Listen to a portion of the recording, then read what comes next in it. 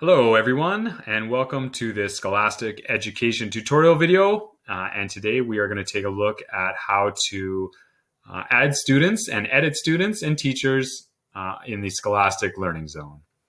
So you would log in with your username and password. There is a chance that your district or board has not given you admin rights to this due to privacy concerns. And if that's the case, then we do have a gen admin or general admin username that teachers can use to edit their classes. You just need to contact your consultant within the district or Scholastic Education Canada, and we will be happy to help you. If you are using your gen admin username, please do not change the password. It is not always easy to recover that password, and it's the one that everyone will be using. So just leave that password alone if you are using the gen admin username. Thank you very much. So you log in, username and password, to the Scholastic Learning Zone, and you get to the dashboard. And if you have admin rights, you're going to see these buttons along the top here. We're going to go to Manage Users. And so I have some students uploaded already, but if you're doing a big onboard of all your teachers and students within your class or within your school, within your district or board, then you might not have anything here at this point. So if you're doing a large group within your school, teachers and students, it's a good idea to start with your students first. And we'll do teachers in a second, but really the reason is because when we upload teachers, they automatically receive an email saying, hey, you're part of the Scholastic Learning Zone now.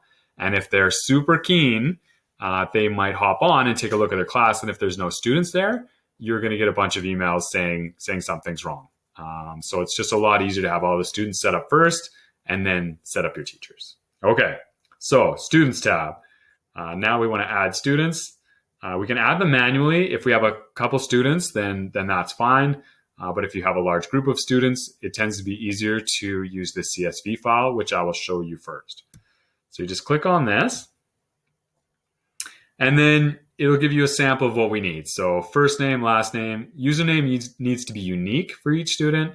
Password can be the same. So it's up to you and your level of privacy, but these can all be the same if you just want it to be easier, or of course they can all be different. Year and grade and Lexile are not mandatory. Lexile especially, we don't use that in Canada as much. So these can be blank if you'd like, but please don't remove this column. So Scholastic Learning Zone reads from left to right, and it reads all the columns. So these need to, don't mess with these. And we recommend putting in one class name as well. This class name needs to be exactly the same as the teacher class name that we're going to add later so that they're linked. You can add several other classes, but these can be blank as well. It's up to you. So there's more of an explanation about all the columns here, but it's fairly straightforward. You can download a sample file, which looks a lot like this, and then you can remove this information, start adding your own information. It does come as a CSV file, which you can change to an Excel file or a Google Sheets file if you're more comfortable with those. But just remember to download it back into a CSV file so that you can upload it from your computer back into Scholastic Learning Zone. And when you do that, you'll hit Choose File from Computer. It'll upload it and it'll give you a confirmation page. So it'll show you everything that you've uploaded, and it'll even have red boxes around things that it can't read so that you can edit and fix them, and it'll explain the problem. If you need any help with that ever, definitely just let us know, and we're happy to help here at Scholastic. Okay, so that's doing it with a CSV file. If you want to do it manually, the easiest thing to do is you want to start by managing classes and adding their class. So you would click on Manage Classes and then Add Class and put in Mr. Stewart's class or whatever name you want to identify that class, hit Add, and now it'll show up in this list here, but it will also show up when you're adding the students manually. So I go to Add Manually, and it's a lot of the same information, first, last, username, password, but now it'll show up in this class list so that you can just click on it, and they'll be in that class when I add them. You also have to remember to subscribe them. So for whichever product you purchased, you have to click on Literacy Pro Library and hit Add, and that'll be there on their dashboard when they're ready to go. All right, now you've added your students manually and with a CSV file, and they're all showing up down here, and they're all in the correct class, and they look great. If you have uploaded all those students with a CSV file, you still have to, there's still one more step. So you still have to remember to highlight all of the students from that you had added with the CSV file, and remember to subscribe them to the digital resource or resources that you've purchased. So you'll have your list here. Again, it's often Literacy Pro Library or SOAR. You just click on here and then subscribe. And then all of those students will be subscribed to Literacy Pro Library. And when they log in, it'll be ready to go. And as long as the class name matches the class name that we're about to add for the teachers, they'll be linked to their teacher as well. If you need to filter your students in any way, this is a really handy tool up here. So you can filter by class, by years and grade, or by subscriptions, which makes it really easy when you're highlighting and subscribing those students to different products. Okay, so all your students are uploaded and looking good. Let's upload some teachers. So remarkably similar. If you're adding quite a number of teachers, you can do it by CSV file again.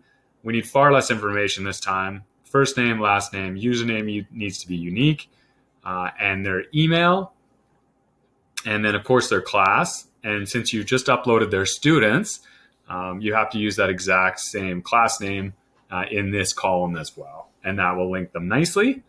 Once we confirm this CSV upload, once you've downloaded the sample file, input all this information, choose the file from your computer, upload back to Scholastic Learning Zone, and confirm that everything's correct, it will email all the teachers and say, hey, you're part of Scholastic Learning Zone now, log on, and here's your link, log on and create your own password. Okay, so we go back to manage users, and we still need to subscribe these teachers too. So all these teachers show up here. We're gonna have to highlight them, go to subscribe, and then subscribe the teachers that we want to subscribe to things like Literacy Pro Library and SOAR, and then they'll be ready to go once we hit subscribe. So now when they log in and they change their password, Literacy Pro Library or whatever you've purchased will show up on their dashboard, ready to go, linked to their students.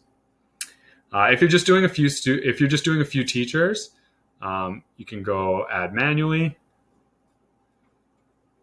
And because you've already created their class on the student tab, it'll show up here. And it's just first name, last name, email, username, and you can subscribe them right away on this screen.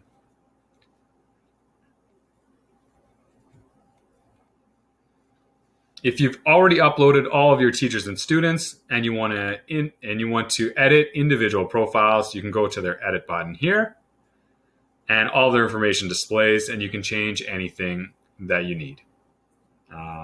Class name, subscribe to, whatever you went in there and that you needed to change. Go back to manage users.